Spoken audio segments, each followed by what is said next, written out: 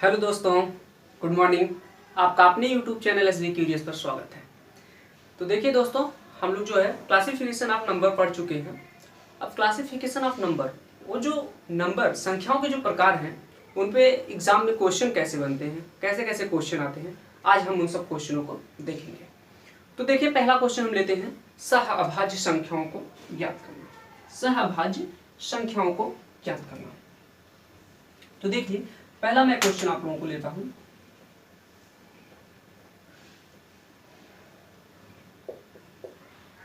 Question 20 से छोटी ऐसी कितनी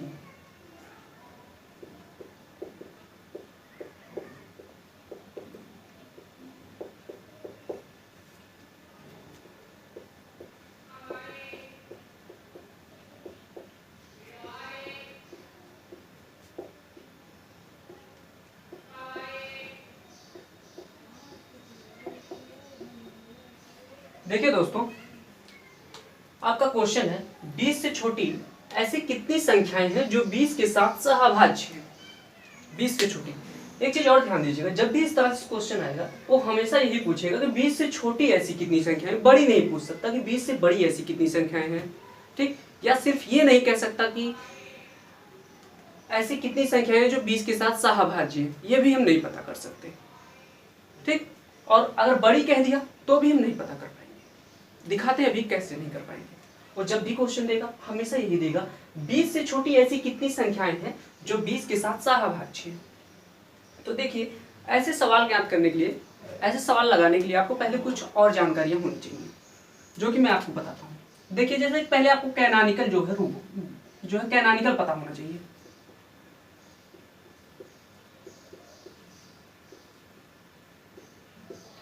किसी संख्या का कैनोनिकल रूप जो है निकालना आना चाहिए। किसी संख्या को कैनोनिकल में किसी संख्या को कैनोनिकल में हम कैसे चेंज कर सकते हैं, ये पहली बात हमें आना चाहिए। देखिए, पहले आप लोग देखिए कैनोनिकल क्या होता है। 20 को अगर हम कैनोनिकल रूप में चेंज करना है तो मतलब क्या होता है कि उस संख्या के अभाज्य गुणनखंड के रूप में उसको लिख देना। अभाज्य गुणनखंड के रूप में उसे लिख देना और फिर उसे एक प्रकार की जो अभाज्य संख्याएं हैं उनको पावर के रूप में बनाना। ध्यान दीजिएगा, यहाँ बताते हैं तब आपको समझ में आएगा। देखिए, जैसे मैं 20 को ही कहूँ तो 20 का आप गुणनखंड करिए, कितना आएगा, 2 से जाएगा, फिर 5, फिर 5। अब देखिए, अगर मैं कहूँ 20 का कैनोनिकल रूप लिखने के लिए, यहाँ पर देखिए 2 कितने हैं, 2 जो है 2 कितने बार है, 2 बार है। तो इसको हम इस तरह से लिख सकते हैं 2 की पावर 2 और 5 एक बार गुणे 5 की पावर 1, ये कर सकते हैं।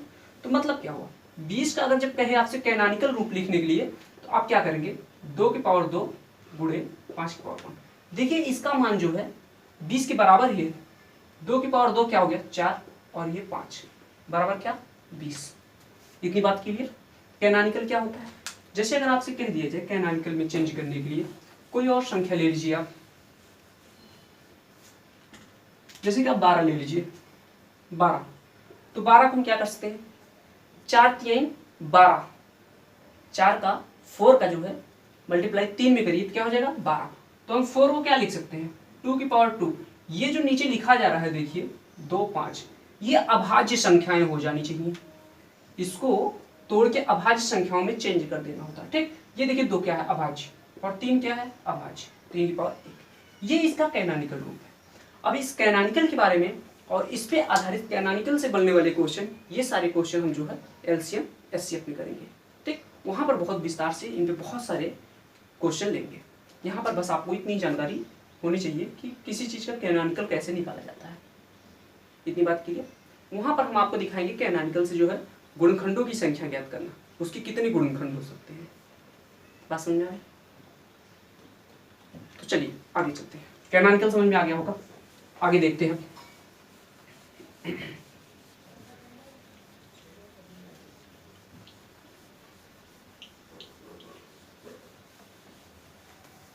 देखिए दोस्तों, इस इस क्वेश्चन के लिए आपको और क्या पता होना चाहिए। जैसे कहा जाता है कि सह अभाज्यों की संख्या ज्ञात करना, और उसे इंग्लिश में कहा जाता है, उसे इंग्लिश में कहा जाता है टोसिएंट फंक्शन।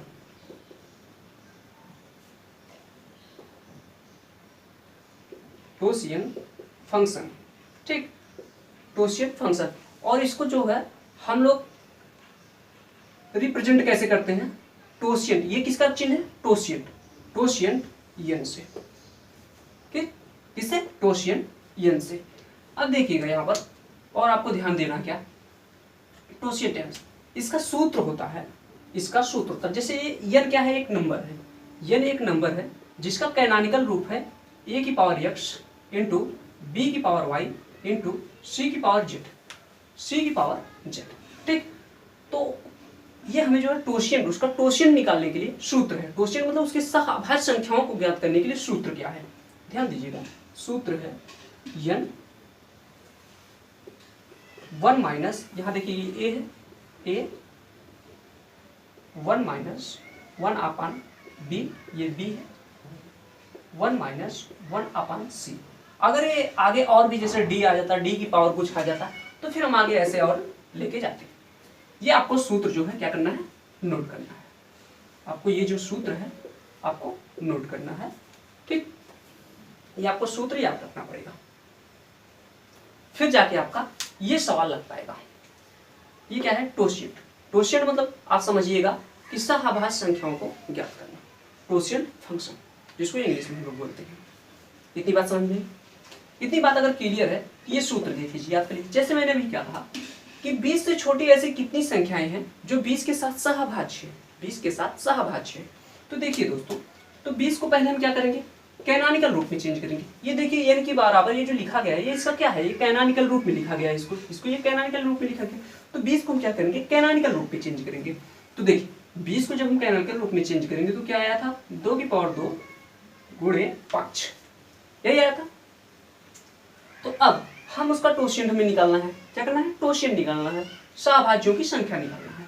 तो हम टोसिएंट 20 करेंगे यहाँ पर, फिर यहाँ पर n है, n की जगह पे 20 रखेंगे, ठीक, 1 माइनस a की जगह देखिए यहाँ पर क्या है, 2 है बटे 2, यहाँ पर फिर देखिए b की जगह क्या है, 5 है, तो 1 माइनस 5। इतनी बात क्लियर हुई, इतनी बात क्लियर हुई। तो हम सिर्फ इसको जो है क्या करेंगे, सॉल्व कर लेंगे। देखिए 20, इसको हम घटाएंगे, 2 एकम 2 माइनस 1 कितना हो जाएगा, 1 बटे 2, गुणे इसको जब हम घटाएंगे तो कितना आ जाएगा, 4 बटे 5। अब देखिए ये 5 दूनी 10, 5 से जब हम मल्टीप्लाई करेंगे कितना होगा, 10, और 10 का ये 0 0 कैंसिल, 4 दूनी 8। तो 20 से छोटी ऐसी कितनी संख्या है जो 20 के साथ सहभाज्य है, 8 ऐसी संख्याएं हैं 20 से छोटी जो कि 20 के साथ सहभाज्य संख्याएं हैं। इतनी बात कीजिए। देखिए अगर किसी को अब डाउट हो कि आखिर ये क्या है, समझ में अभी भी नहीं आया, तो मैं उसको और विस्तार करके दिखाता हूँ, उसे और विस्तार से हम दिखाते हैं। ये सूत्र आप लोग नोट कर लिए होंगे, तो आगे चलते हैं।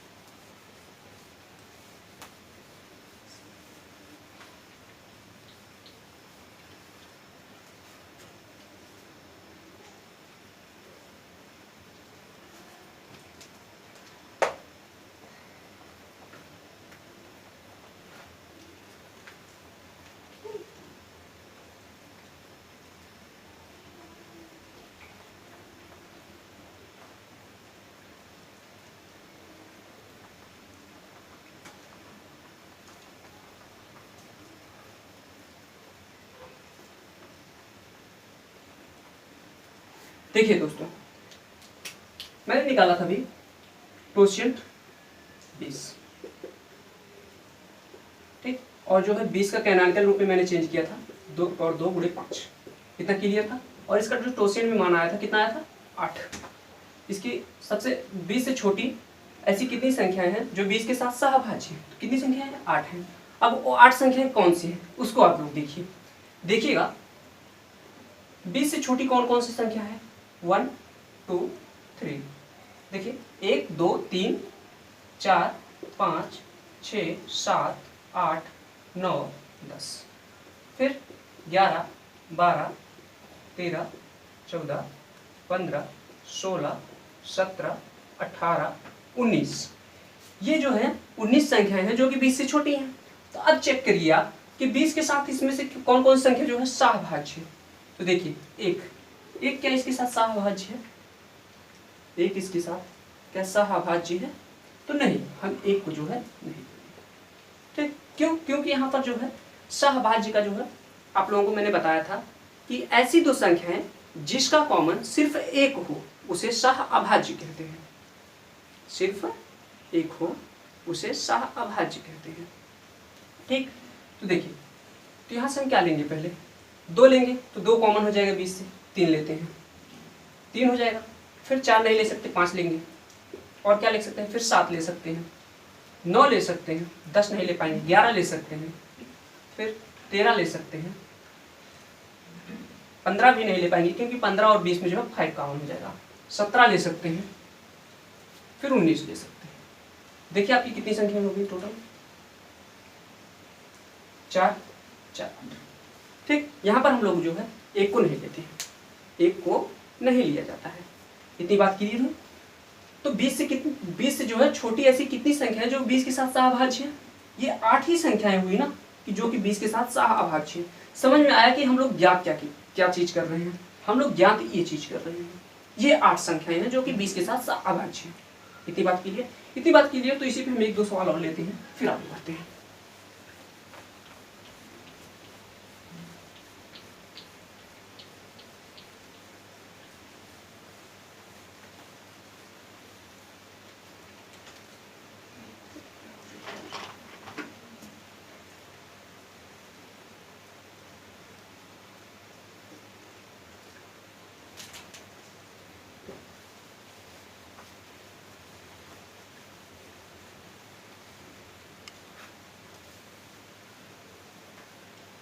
देखिए, इसी प्रकार से जो एक क्वेश्चन है इस तरह से भी आ सकता है, जैसे कि 100 का टोशिएंट, 100 का जो है टोशिएंट फंक्शन ज्ञात कीजिए।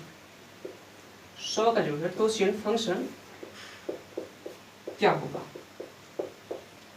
जैसे कि यहाँ पर कहा गया है 20 से छोटी ऐसी कितनी संख्या है जो 20 के साथ सहअभाज्य है। इसी चीज को हम इस तरह लिख सकते हैं, 20 का टोशिएंट फंक्शन क्या होगा।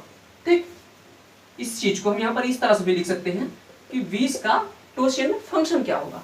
तो हम लोग 20 का तो चेक कर लिए, इस वजह से मैं ले रहा हूँ 100 का जो है टोशिएंट फंक्शन क्या होगा।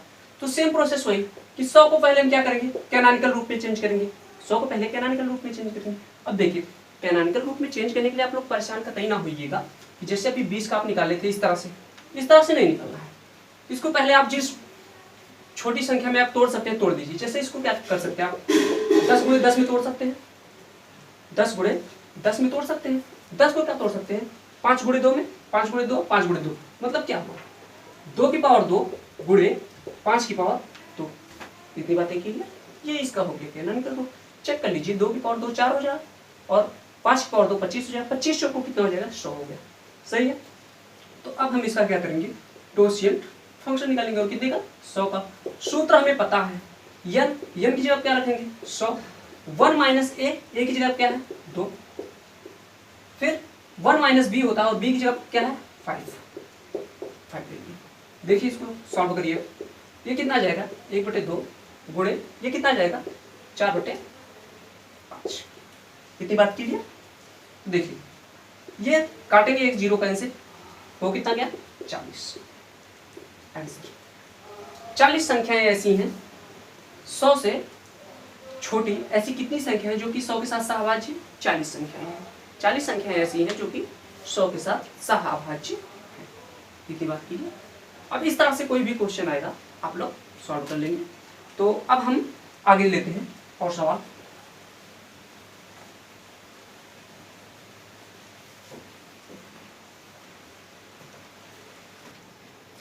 देखिए दोस्तों, जो है अब आपसे अगर कह दिया जाए कोई अभाज्य संख्या ले ली जाए, क्या किया जाए? कोई अभाज्य संख्या ले लिया जाए और उसका जो आपसे कह दिया जाए टोशिएंट फंक्शन ज्ञात करने के लिए, तो क्या होगा?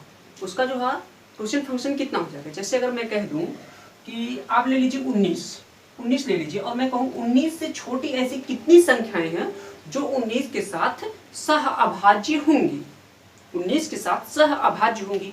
या फिर इसी क्वेश्चन को हम इस तरह से कह सकते हैं 19 का टॉर्सियन फंक्शन क्या होगा। दोनों बातें सेम है। तो आप देखिए, इसको ध्यान दीजिएगा, मैं क्या यहाँ पर बताना चाह रहा हूँ आपसे। इसका कैनोनिकल रूप आप बताइए क्या होगा। इसका गुणनखंड आप क्या कर सकते हैं, क्या कर सकते हैं, सिर्फ 19 की पावर क्या कर सकते हैं 1, 19 की पावर 1 कर सकते हैं और कुछ नहीं। ठीक, तो देखिए, तो इसका हम क्या करेंगे 19 इंटू 1 माइनस क्या करेंगे 1/। ठीक, अब देखिएगा यहाँ पर क्या होगा 19, और इसको जब करेंगे तो इधर सॉल्व करेंगे तो कितना आ जाएगा आपका 18/19, और ये 19 कट गया और आपका कितना आ गया 18 ऐसी संख्याएं हैं जो कि 19 के साथ सह अभाज्य संख्याएं हैं। इतनी बात क्लियर हुई। तो मेरे बताने का यहाँ पर ये पर्पज था, इस 19 को लेने का मतलब किसी अभाज्य संख्या पर लेने का मतलब ये था मेरा, ये बताना था कि ऐसे सवालों को आप सॉल्व ना करिए। अगर अभाज्य संख्या है तो उसका जो टॉर्सियन फंक्शन होगा ना, उसके साथ जो है उससे छोटी, उसके साथ सहअभाज्य संख्याओं की जो संख्या है जो यहाँ पर दिया रहता है उससे एक कम होगा, हमेशा एक कम होगा। क्या होगा 18। आप लिख सकते हैं नोट करके कि किसी अभाज्य संख्या का जो है टॉर्सियन फंक्शन उस संख्या से एक कम होता है। किसी अभाज्य संख्या का टॉर्सियन फंक्शन उस संख्या से क्या होता है एक कम होता है। इसको आप नोट में भी लिख सकते हैं, लेकिन अगर आप इतना जान रहे हैं लगाना तो फिर नोट की जरूरत नहीं है। एक चीज और दोस्तों, देखिए सहअभाज्य जो मैंने आप लोगों को पीछे पढ़ाया, आज फिर मुझे हल्का फुल्का उसके बारे में बताना पड़ा। क्यों? क्योंकि मुझे कहीं ना तो कहीं ये लगता है कि आप लोग हो सकता है रिवीजन ना किए हों तो आज की क्लास नहीं समझ में आएगी आपको, इस वजह से मुझे हल्का से बताना पड़ता है। तो आप लोग कोशिश किया करिए कि पीछे की क्लास रिवाइज जरूर किया करिए, क्योंकि मैथ एक दूसरे से बहुत ज़्यादा लिंक रहती है। मैथ के हर टॉपिक एक दूसरे से जो है क्या है लिंक है, जिसकी वजह से आपको रिवीजन बहुत जरूरी होता है, नहीं तो अगले टॉपिक में थोड़ा सा आपको प्रॉब्लम आना शुरू हो जाएगी। ठीक दोस्तों, तो देखिए बारिश का मौसम है इधर, हाँ, तो थोड़ी बारिश हो रही है, हो सकता है आप लोगों को आवाज़ थोड़ी बारिश जो है सुनाई दे रही होगी, बारिश की आवाज़। तो इतना देख लीजिएगा आप लोग, आगे हम लोग पढ़ते रहेंगे, कंटिन्यू करेंगे, क्योंकि इतनी थोड़ी सी बारिश के लिए हम लोग वीडियो रोक नहीं सकते हैं। बात समझ में आ रही है? क्योंकि बारिश का मौसम है, बारिश पूरे दिन हो रही है, जिसकी वजह से आप लोग उतना बर्दाश्त करिएगा और पढ़ाई कंटिन्यू करिएगा। ठीक, चलिए आगे चलते हैं और भी क्वेश्चन लेते हैं। देखिए दोस्तों, ये जो है अगले 2 क्वेश्चन जो आपको लगाने हैं, तो ऐसे क्वेश्चन जो ये पहला जो क्वेश्चन है, ऐसे क्वेश्चन आपको बता चुका हूँ कैसे सोचना है और कैसे लगाना है। जो लोग पीछे की क्लासें देखे होंगे वो लोग जरूर लगा देंगे ऐसे क्वेश्चनों को। ठीक, बात समझ में आ रही है? और जो लोग नहीं देखे हैं मैं फिर से बताता हूँ, देखिएगा। देखिए क्या कह रहा है, n का न्यूनतम मान जिसके लिए 2n + 1 एक ऋण संख्या नहीं, मतलब आप जो है n का न्यूनतम मान बताइए कि जिसके लिए जो है 2n + 1 एक ऋण संख्या नहीं है। तो ऋण संख्या मतलब मैंने बताया था अभाज्य संख्या, कि वो अभाज्य संख्या ना रहे। यहाँ पर तो कितने लोग ये ऋण संख्या का मतलब ही नहीं समझ पाएंगे। बात समझ में आ रही है? और मैंने अभाज्य संख्या बताते टाइम भी बताया था कि अभाज्य संख्या को ऋण संख्या कहते हैं। इतनी बात क्लियर? ठीक, तो देखिए अब ऐसे क्वेश्चनों को लगाने के लिए मैंने क्या बोला था कि इसमें जो है n के स्थान पे एक एक मान रखते जाइए आप, 1 2 3 ऐसे करके आप लोग एक एक रखते जाइए, चेक करिए। ठीक, लेकिन अब आप लोग इतने हैं, आप लोगों के पास इतना नॉलेज होगा कि आपको एक से नहीं रखनी जरूरत है, और रखेंगे भी तो ये दिमाग में रखने वाली चीज़ है। जैसे कि आप यहाँ लिए n की जगह क्या लिए 1 लिए, अगर 1 लिए तो ये क्या हो जाएगा 2, 2 + 1 क्या हो जाएगा 3, 3 एक अभाज्य संख्या है। लेकिन ये क्या पूछ रहा है कि ऋण संख्या नहीं। ठीक, अगर 2 लेंगे, 2 दूनी 4 और 1 5, 5 भी एक ऋण संख्या हो जाएगी। अगर यहाँ पर हम 3 लेंगे, 3 दूनी 6 1 7, तब भी ऋण संख्या है। अगर हम 4 लेंगे यहाँ पर, 4 दूनी 8 1 9, 9 क्या है विषम संख्या है, ना कि ऋण संख्या। मतलब कि n का मान अगर क्या लिया जाए, n का मान क्या लिया जाए तो ये जो है ऋण संख्या नहीं रह जाएगी। पी का मान अगर 4 लिया जाए तो ये एक ऋण संख्या नहीं रह जाएगी। इतनी बात की, तो इसका आंसर क्या हो गया 4। ठीक, चलिए अगला सवाल देखिए क्या है। अगला क्वेश्चन देखिए, सभी अभाज्य संख्याओं का योग p है। सभी अभाज्य संख्याओं का योग क्या है, p है, तथा सभी विषम अभाज्य संख्याओं का योग q। सभी विषम अभाज्य संख्याओं का योग क्या है, q हो, तो p माइनस q का मान क्या होगा, p माइनस q का मान क्या होगा। यहाँ पर जिन लोगों ने थोड़ा सा भी ध्यान दिया होगा वो अब तक आंसर दे चुके होंगे जितने टाइम में मैंने ये क्वेश्चन पढ़ा। बात समझ में? देखिए इसमें ध्यान देने वाली बात क्या थी, मैंने पहले बोला कि सभी, पहले क्या कहा मैंने, सभी अभाज्य संख्याओं का योग। तो अगर सभी अभाज्य संख्याओं को अगर आप स्टार्ट करें तो अभाज्य संख्या कहाँ से स्टार्ट होती है, 2 से। 2 के बाद क्या होती है 3, फिर 5, 7, 11, क्या हो गया 11, और ऐसे आगे चलते चली जाएगी। ठीक, लेकिन यहाँ क्या कह रहा है कि सभी विषम अभाज्य संख्याओं का योग q है। तो सभी विषम अभाज्य संख्या कौन कौन सी होती है, देखिए 2 तो एक सम अभाज्य संख्या है, लेकिन उसके बाद जितनी अभाज्य संख्याएं आती है सभी विषम है। तो क्या हो जाएगा 3, 5, 7, 11, 13, 19, ऐसे चलते चला जाएगा। और फिर क्या कह रहा है p माइनस q, मतलब ये तो p बराबर था, ये p बराबर है, और ये क्या है q बराबर है। इसी को घटाने के लिए कह रहा है, p माइनस q करने के लिए कह रहा है। आप जब इसको देखेंगे घटाएंगे, जब माइनस करेंगे तो क्या हो जाएगा, ये माइनस होगा, ये माइनस होगा, माइनस माइनस ऐसे माइनस होते चला जाएगा। तो ये क्या होगा 3 में से 3, 5 में से 5, 7, 11, 13, 19 इकट्ठे चला गया। तो बचा क्या आपका 2। ये लगाने की जरूरत नहीं थी, ये तो मैंने आप लोगों को समझाने के लिए बताया कि अगर सभी अभाज्य संख्याओं का योग p है तो मतलब सभी में क्या आ जाएगा 2 भी आ जाएगा। और फिर कह रहा है सभी विषम अभाज्य संख्याओं, विषम जब कहेगा तो सिर्फ 2 छूट जाएगा, बाकी सब रहेंगे। तो फिर उनका अंतर क्या बचेगा, 2 ही तो बचेगा। फिर उनका अंतर क्या बचेगा, 2 ही बचेगा ना। तो p माइनस q का अंतर क्या होगा 2, p माइनस q का मान क्या हो गया 2 हो गया। ये लगाने की जरूरत नहीं थी, सिर्फ आपको यहाँ ध्यान देना था कि सभी अभाज्य संख्या बोल रहा है और यहाँ पर कह रहा है विषम अभाज्य संख्या, बस इतना ध्यान देना था आपको। और सभी में जो है एक जो है सम अभाज्य संख्या आ जाती है जो है कि 2, जो कि कौन है 2 है, और सभी विषम संख्याओं में बाकी उधर जितने हैं सारी विषम होती है। बात क्लियर? इसका आंसर क्या हो गया 2 हो गया। तो हम अगला सवाल लेते हैं। देखिए दोस्तों, ये आपका क्वेश्चन है, निम्न में से अभाज्य संख्या नहीं है। क्या है, निम्न में से अभाज्य संख्या नहीं है, मतलब निम्न में से कौन सी संख्या है जो कि भाज्य है। ठीक, देखिए ऐसे सवाल लगाने के लिए आप लोगों को थोड़ी सी जानकारी और लेनी पड़ेगी जो कि मैं दे रहा हूँ। देखिएगा कि जैसे यहाँ पर देखिए 131 है, 131 इसी सारे एग्जाम्पलों को हम ले लेके आपको समझा रहे हैं। ठीक, देखिए 131 है, 131 जो है एक अभाज्य संख्या है या भाज्य, इसको चेक करने के लिए आप क्या करेंगे, देखिए कि 131 के पास में कौन सी ऐसी संख्या जो कि पूर्ण वर्ग है। 131 के पास में से कौन सी संख्या है जो कि पूर्ण वर्ग है। तो देखेंगे आप 144, क्या 144 जो है क्या है, एक पूर्ण वर्ग संख्या है, पूर्ण वर्ग संख्या है, और ये कितने का है 12 के स्क्वायर बराबर है। ठीक, 12 का स्क्वायर कितना हो जाएगा 144।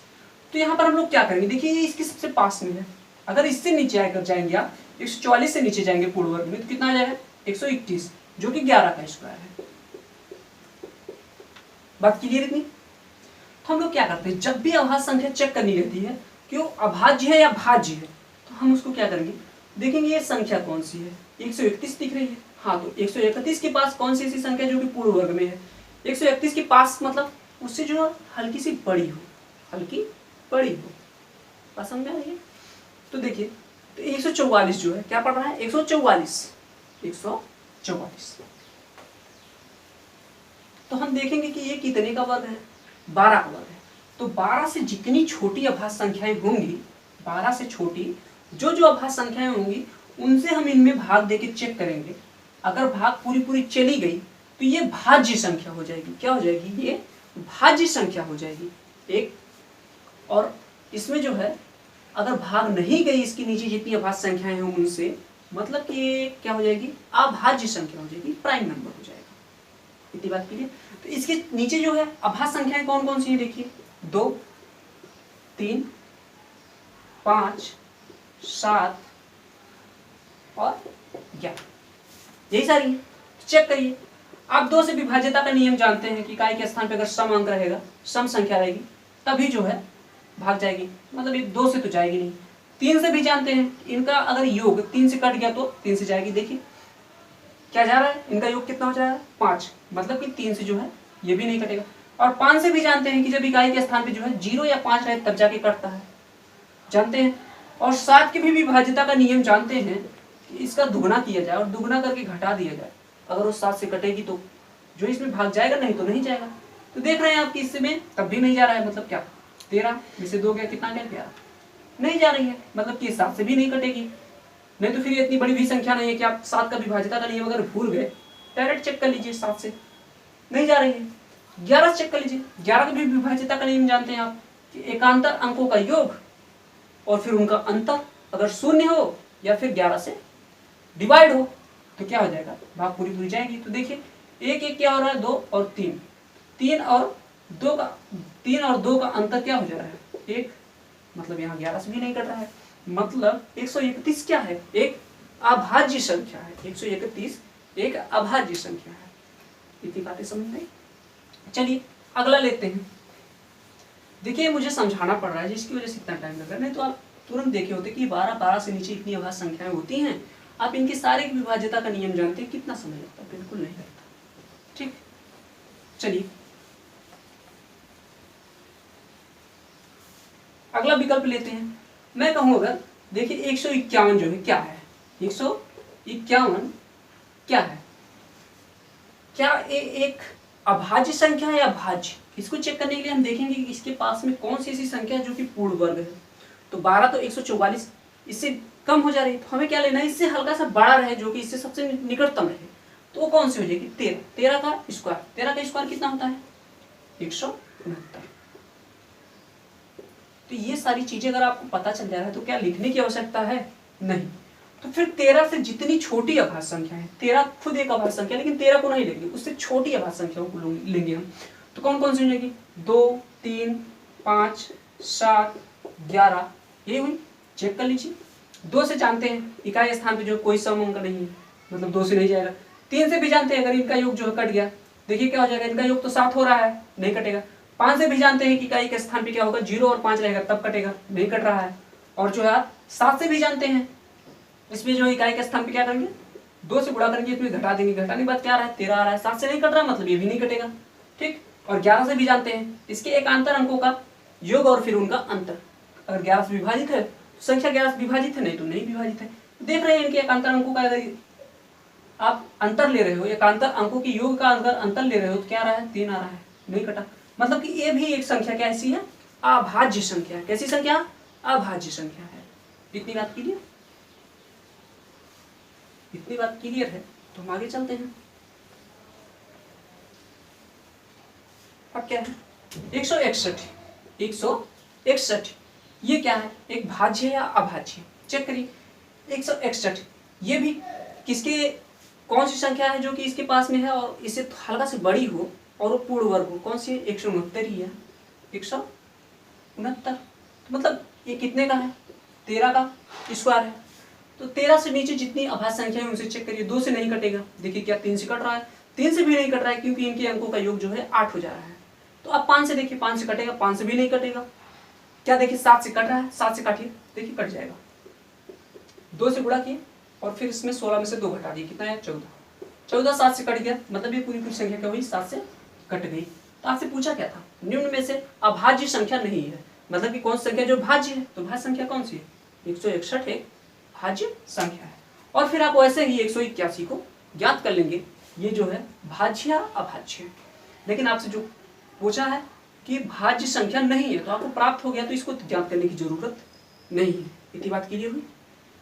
तो इस सवाल को इंपॉर्टेंट आप करके लिखिएगा, क्योंकि इसमें जो ये मैंने बताया ये बहुत जरूरी है और इस तरह से बड़ी बड़ी भी संख्याएं लेके पूछ सकता है, और बहुत ज़्यादा बड़ी भी नहीं ले सकता कि जिसका आपको स्क्वायर ही ना याद हो। आप जैसे कितने तक का स्क्वायर याद करेंगे, 25 तक, 30 तक, कितने तक लोग याद करते हैं नॉर्मली। लेकिन मैं आपको सजेशन दूंगा कि स्क्वायर जो है आपको 50 तक और क्यूब 30 तक याद होने चाहिए। ठीक, इतनी बात क्लियर। तो हम अगले क्वेश्चन लेते हैं। अगला क्वेश्चन लेते हैं। देखिए दोस्तों, अगले क्वेश्चन है 2 अंकों से बनी कुल कितनी अभाज्य संख्याएं हैं। 2 अंकों से। अब 2 अंक वाली संख्याएं जो है कहां से कहां तक है, 10 से लेके 99 तक, ये 2 अंक की संख्या कह रहा है। इसमें बताइए कितनी जो है अभाज्य संख्याएं हैं। तो जो लोग पीछे की क्लास पढ़े होंगे उनके लिए ये सारे क्वेश्चन बिल्कुल मजाक लग रहा होगा कि इतने आसान आसान क्वेश्चन क्यों कराए जा रहे हैं, और जो लोग नहीं पढ़े होंगे अब उनको इसके लिए प्रॉब्लम हो रही होगी। ठीक, तो देखिएगा,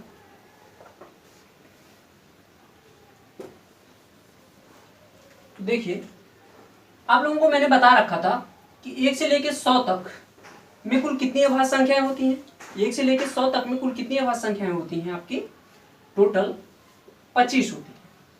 और 1 से लेके 9 तक में कुल कितनी अभाज्य संख्याएं होती हैं, 1 से लेके 9 तक में कुल कितनी अभाज्य संख्याएं होती हैं, 4।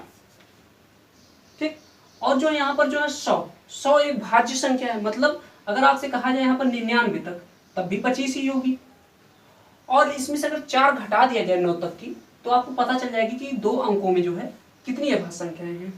क्या कह रहा है, 2 अंकों से बनी कुल कितनी अभाज्य संख्याएं हैं ये पता चल जाएगा। अब 25 में से 4 घटा देंगे तो कितना हो जाएगा, 21। आपका आंसर क्या हो गया, 21। बात समझ में?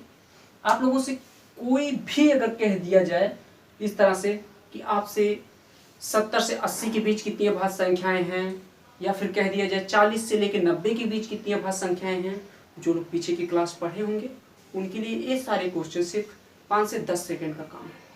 बात समझे? और जो लोग नहीं देखे हों जरूर पीछे जाके देखिएगा क्लास।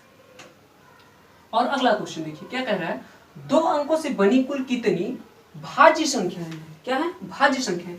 देखिए इस क्वेश्चन में क्या परेशानी होती है, इस क्वेश्चन में क्या लोगों को दिक्कत होती है, दिक्कत ये होती है कि भाज्य की जगह पे ना वो अभाज्य पढ़ देते हैं।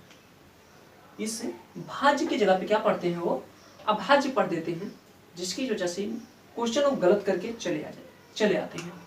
बात समझ गए होंगे आप लोग। तो देखिए क्या पूछ रहा है कि कितनी भाज्य संख्या है। क्या है, भाज्य मतलब जो कि विभाजित हो जाती है, जो कि अभाज्य ना हो, 2 अंकों से बनी हो वो भी। ठीक, तो 2 अंकों वाली संख्या जो कहां से कहां तक होती है, 10 से लेके 99 तक। और 10 से लेके 99 तक कुल कितनी संख्याएं होती हैं, टोटल कितनी संख्याएं होती हैं, तो आप कहेंगे 90। क्यों, क्योंकि 1 अंक वाली संख्या जो है कितनी है, 9। आप इसको घटा देंगे तो कितना हो जाएगा, 90।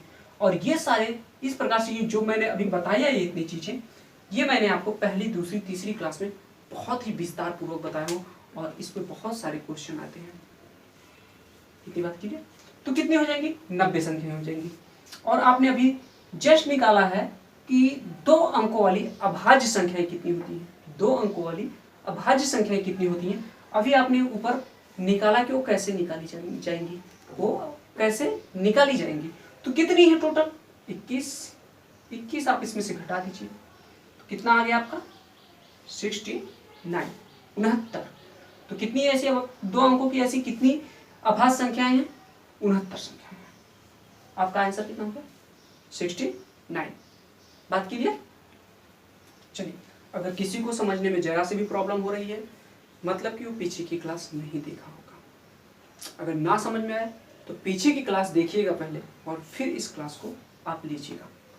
आपको ये चीजें सारी बहुत ही आसान लगने लगेंगी। ठीक, चलिए अगले सवाल देखते हैं। 1 अंक की कुल कितनी भाज्य संख्या है, 1 अंक की कुल कितनी भाज्य संख्या है। देखिए ये सवाल बहुत आसान है, सवाल ये सारे जो है बहुत आसान सवाल है। लेकिन होता क्या है इस सवालों में, जैसे कि स्टूडेंट क्या करते हैं, देखते हैं कि सवाल बहुत आसान है, वो इतना फास्ट करने के चक्कर में कि ऐसे ऐसे क्वेश्चन वो गलत करके चले जाते हैं। मेरा विश्वास मानिएगा आप, 100 लोगों में से 50 लोग ये क्वेश्चन गलत करके आते हैं, 100 में से 50 लोग ये क्वेश्चन गलत करके आते हैं, जो कि अगर आप जरा से ध्यान देंगे तो ये क्वेश्चन नहीं गलत हो सकता। देखिए लोग गलत कैसे करती है। सभी लोगों को पता रहता है क्या कह रहा है, एक अंक की, तो एक अंक की कुल कितनी संख्या होती है, 9 संख्याएं होती हैं। और ये सभी लोग याद करके जाते हैं कि एक अंक वाली अभाज्य संख्याएं 4 होती हैं, क्योंकि हर एक कोई पढ़ा देता है इतना। एक अंक वाली अभाज्य संख्याएं कितनी है, 4 है।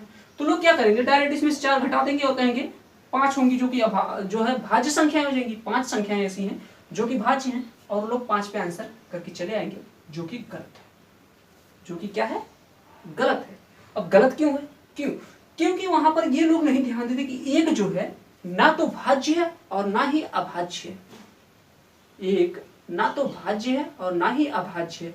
अब जब एक को भी नहीं लेंगे और 4 जो है वो अभाज्य संख्याएं निकाल देंगे, तो बचेंगे कितनी, बचेंगे कितने आपके, ये 5 संख्याएं तो आप निकाल दिए, तो बचे कितने आपकी, 4 ऐसी संख्याएं हैं एक अंक वाली जो कि भाज्य है। 4 ऐसी एक अंक की संख्याएं हैं जो कि भाज्य संख्याएं हैं। इतनी बात क्लियर हुई। बस यही इतना था जिसकी वजह से आंसर लोग अधिकतर लोग 5 मार्क के आते हैं, जो कि इसका सही आंसर क्या है, 4। और मैंने ये पिछली क्लास में ही बता रखा है कि एक ना तो भाज्य है और ना ही अभाज्य है। इतनी बात क्लियर। तो देखिए दोस्तों, अब आगे जो है हम लोग लेंगे संख्याओं के योग पर, क्वेश्चन लेंगे।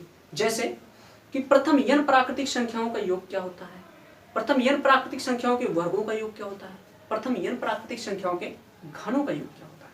तो इन तीनों को पहले हम आपको सूत्र बताते हैं, और उसके बाद इस पे आधारित जो है क्वेश्चन आप लोगों को कराएंगे।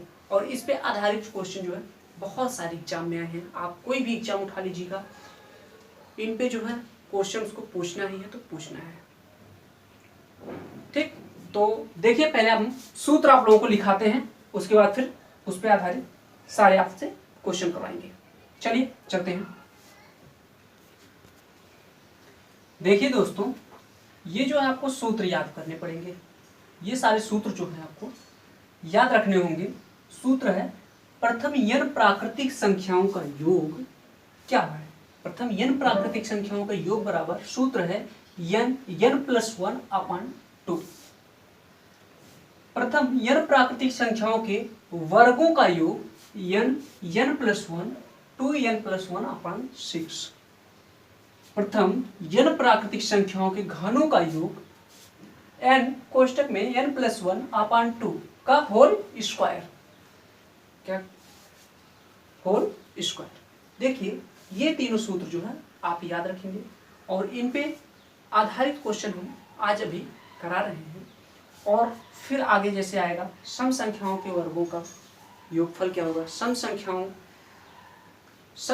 के योगफल का सूत्र, सम संख्याओं के घनों का सूत्र, विषम संख्याओं के ऐसे, इन सब सारे ऐसे सारे जो है सूत्र, उस पर हम कल देखेंगे उसे, और उन पे आधारित जो है कल क्वेश्चन भी करेंगे। और आज जो हम इन पे आधारित क्वेश्चन लेंगे। देखिए इस पे जो है क्वेश्चन कैसे आते हैं, इन सूत्रों पे जो है क्वेश्चन आखिर आपके आते कैसे एग्जाम में। देखिए जैसे आपको पूछ दिया जाए प्रथम 20 प्राकृतिक संख्याओं का योगफल क्या होगा।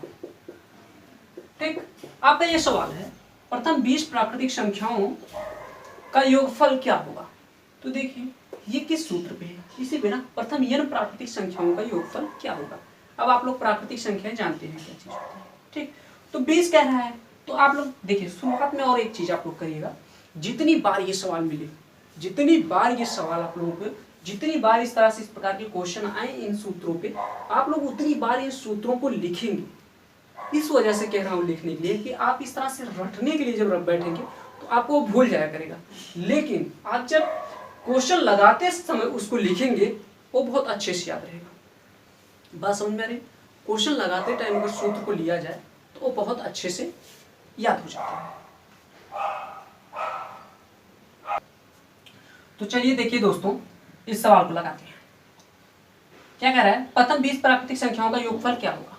तो इसका सूत्र क्या है, प्रथम n प्राकृतिक संख्याओं का n कोष्टक में n+1/2। आप लोग शुरू में जितनी बार सवाल लगाएंगे इस क्वेश्चन को जितनी बार लगाएंगे उतनी बार ये सूत्र लिखेंगे, ताकि क्वेश्चन के दौरान आप कंफ्यूज ना हो कि कौन सा सूत्र किसका है। क्योंकि आपको अभी यहाँ पर 3 लिखा है सूत्र, अभी आपको 6-7 सूत्र और लिखने हैं, और जो कि देखने में लगभग सेम में दिखते हैं, तो आपको कन्फ्यूजन बन सकती है। ठीक, तो देखिए क्या हो जाएगा, n की जगह क्या दिया है 20, और यहाँ पर हो जाएगा 20 और 21/2। इसको काटेंगे तो कितना जाएगा 10, और क्या हो जाएगा 210। ये आपका आंसर हो गया। प्रथम 20 प्राकृतिक संख्याओं का योगफल कितना हो जाएगा 210। ठीक, अब देखिए अगला सवाल जैसे ले लीजिए यहीं पर, प्रथम 10 प्राकृतिक संख्याओं के वर्गों का, प्रथम 10 प्राकृतिक संख्याओं के वर्गों का योग क्या होगा। ठीक,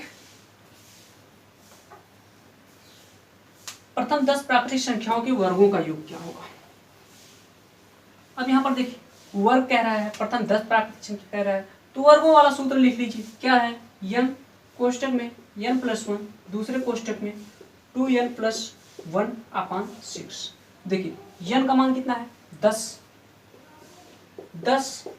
यहाँ पर क्या हो जाएगा 10 1 11, यहाँ पर क्या हो जाएगा 10 दूनी 20 1 21/6। अब 6 को काटेंगे, देखिए 3 से तो 21, 3 दूनी 6। ठीक, और 2 से काट देंगे कितना हो जाएगा 5 हो जाएगा। इतनी बात कीजिए। देखिए अब एक क्या हो जाएगा 5 7 35, 11 × 35। तो आप इसमें अब 11 से गुणा कर लीजिए, 11 × 5 = 55, 11 × 3 = 33, 33 5 कितना हो जाएगा आपका 38। ये आपका आंसर होगा। यहाँ पर मैं आप लोगों को थोड़ी और जानकारी देना चाहूँगा कि अगर किसी संख्या में 11 से गुणा करना हो तो उससे गुणा करने का तरीका क्या होता है, जो कि बहुत आसान बनाते हैं। जैसे कि तो छोटी संख्या थी तो आप ऐसे भी कर सकते थे, कोई प्रॉब्लम नहीं। लेकिन जैसे अगर आपको दे दिया जाए कोई और संख्या 6 7 8 9 दे दी जाए और कह दिया जाए 11 से गुणा करिए, तो अब आप इसमें 11 से गुणा करेंगे तो इस तरह 11 से गुणा करने में आपको काफ़ी टाइम लगेगा। तो इसके लिए देखिए क्या है, आप लोग इसको पहले कैसे करेंगे, इस 9 को पहले लिख लिए, ऐसे लिख लिए। ओके, इतने समझ आया। अब देखिए अब इनको दोनों को जोड़ दिए, 9 8 17, 17 को 7 लिख लीजिए, और एक जो है हासिल मतलब कैरी उसको ले लीजिए, 8 7 15, 15 एक जो बचा था आपका 16। अब देखिए फिर एक बचा 7 6 13, और एक जो बचा था 13 1 14 ले लिए। अब देखिए 6 को यहाँ लिखना है लेकिन एक शेष बचा है, तो आपका कितना हो गया 7। आप लोग कैलकुलेटर उठा लीजिए और जो है इसमें 11 से गुणा करिए, देखिए आंसर ये आ रहा है कि नहीं, देख लिए आंसर आपका ये है। इतनी बात क्लियर। जैसे यही मैंने क्या किया 11 × 35 किया था, तो मैंने क्या बोला, आप पहले 5 ले लीजिए, 5 और इन दोनों को ऐड कर लीजिए, 5 3 8, 5 3 8, और फिर इस 3 को लिखना है और इधर कुछ हासिल कुछ कैरी नहीं बचा है, तो क्या करेंगे आप 3 को ऐसे लिख देंगे, कितना हो गया 385। बात समझ में। आप लोगों को जब मैं सरलीकरण बताऊंगा ना, ये सारे नियम बहुत सारे, मल्टीप्लाई करना, भाग देना, माइनस, गुणा, इन सब सारी चीज़ों, स्क्वायर, घन, इन सब सारी चीज़ों के लिए मैं बहुत सारे ऐसे जो है आप लोगों को तरीका बताऊंगा जो कि आपकी कैलकुलेशन बहुत ही फास्ट कर देगा। लेकिन जो मैं इस टाइम बता दे रहा हूँ, जैसे कि आज मैंने 11 के गुणा का नियम बता दिया, तो आप लोग अब इसे हमेशा फॉलो करिए। जब भी आपके सामने 11 से गुणा करने के लिए आए तो यही करिए, ताकि आपकी स्पीड इसमें बहुत बेहतरीन हो जाए। बात समझ में आ रही है। तो चलिए देखिए और भी, जैसे कभी यहाँ पर दे दिया जाए प्रथम 10 प्राकृतिक संख्याओं के घनों का योग, प्रथम 10 प्राकृतिक संख्याओं के घनों का योग क्या होगा। घन कह रहा है मतलब क्यूब कह रहा है, उसके क्यूब का योग क्या होगा। तो ध्यान दीजिए इस,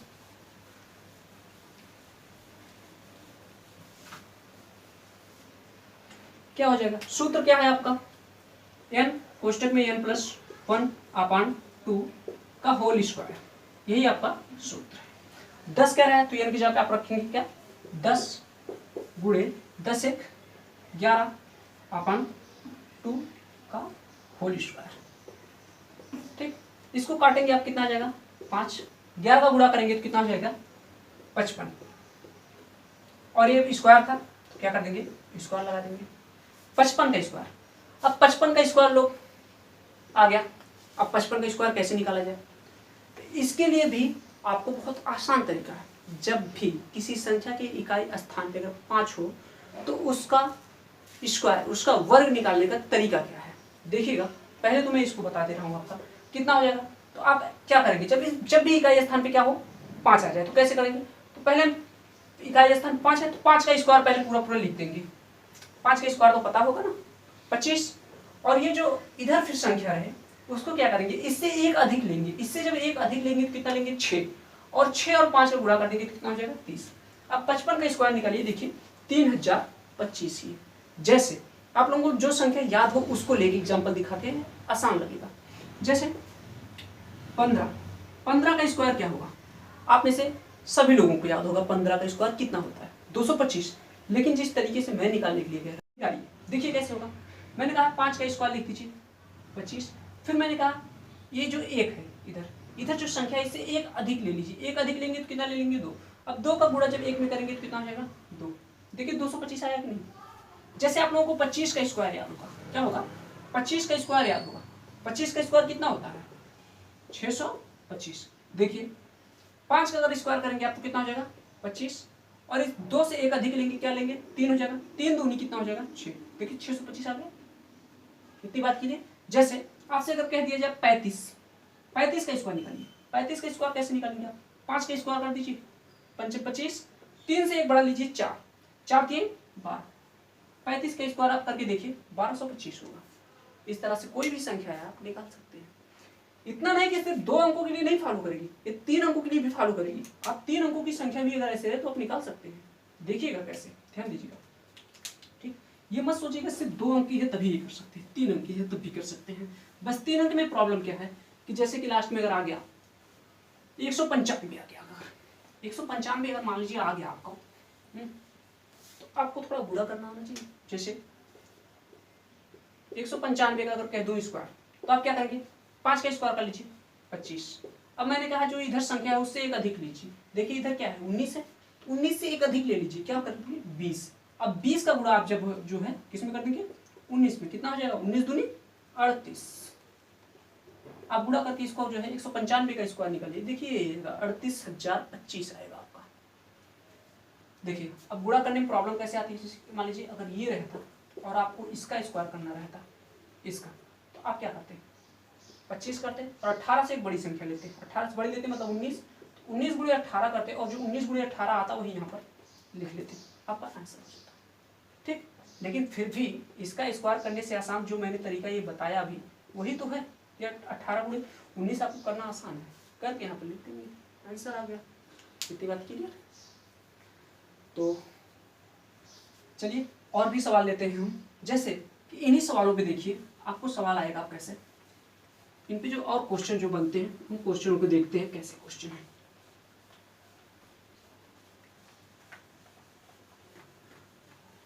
देखिए जैसे क्वेश्चन है कि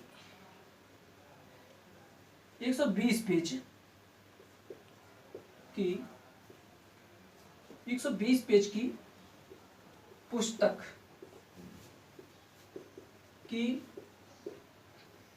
120 पेज की पुस्तक की पेज संख्या का योग क्या होगा। ठीक, देखिए क्या है 120 पेज की पुस्तक की पेज संख्या का योग क्या होगा। 120 पेज की पुस्तक की पेज संख्या का योग क्या होगा। तो आप लोगों को यहाँ पर थोड़ा सा दिमाग लगाना पड़ेगा। भाई 120 पेज की अगर पुस्तक लिखी जा रही है मतलब कि वो एक प्राकृतिक संख्या लिखी जा रही है। 1 2 3 4 5 6 7 8 9 करते करते 120 तक लिखा गया होगा। और कह रहा है उसी पेज की जो है संख्या का योग बताइए, उसी का योग बताइए। मतलब 1 से लेकर 20 तक की प्राकृतिक संख्या वो बन जाएगी, फिर उसका योग बताइए। और आपको प्राकृतिक संख्या के योग का सूत्र पता है, तुरंत लगा देंगे।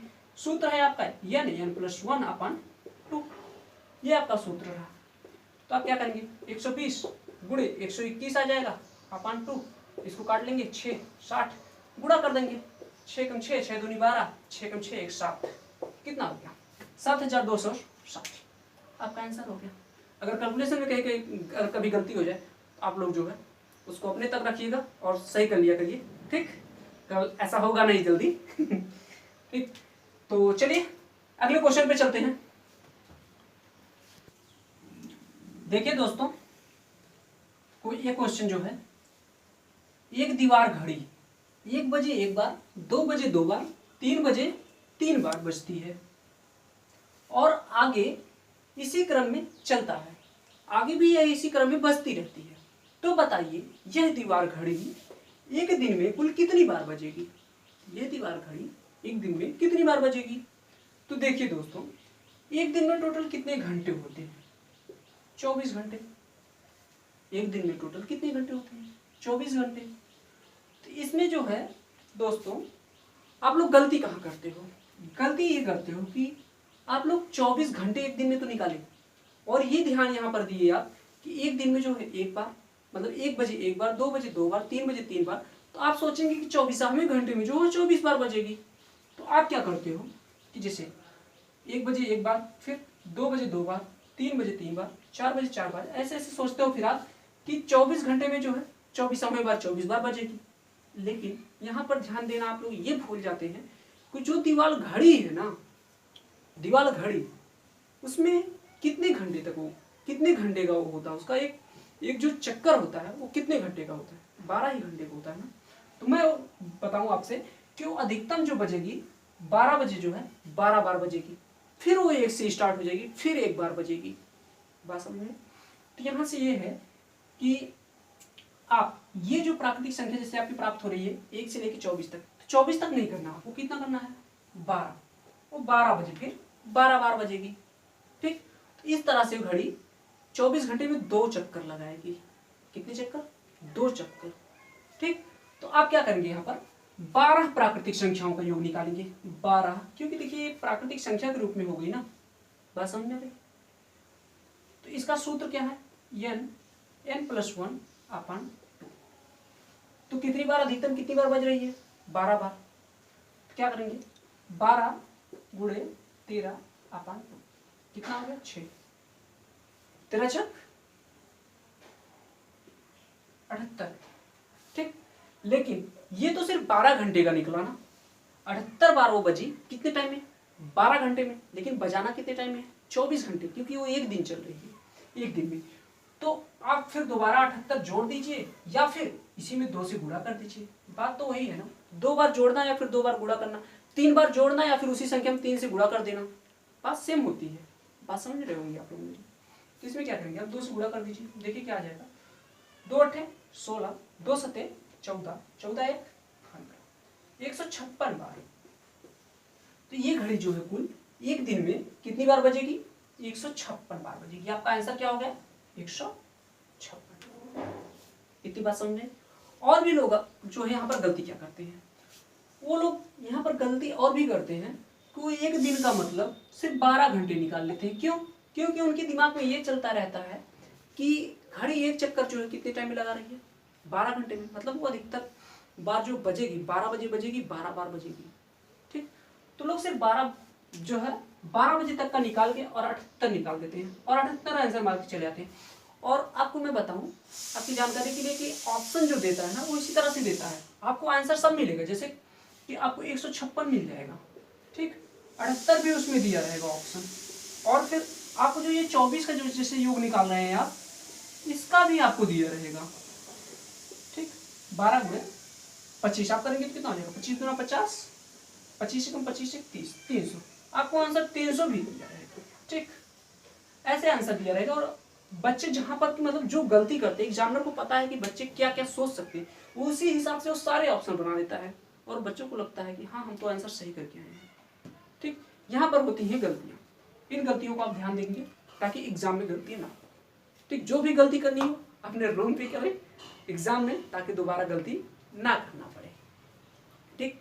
तो देखिए आप लोग जो है पीछे का रिवीजन कंटिन्यू रखिएगा, क्योंकि बिना रिवीजन के भूलते जाएंगे। मानव का नेचर होता है भूलना, ठीक।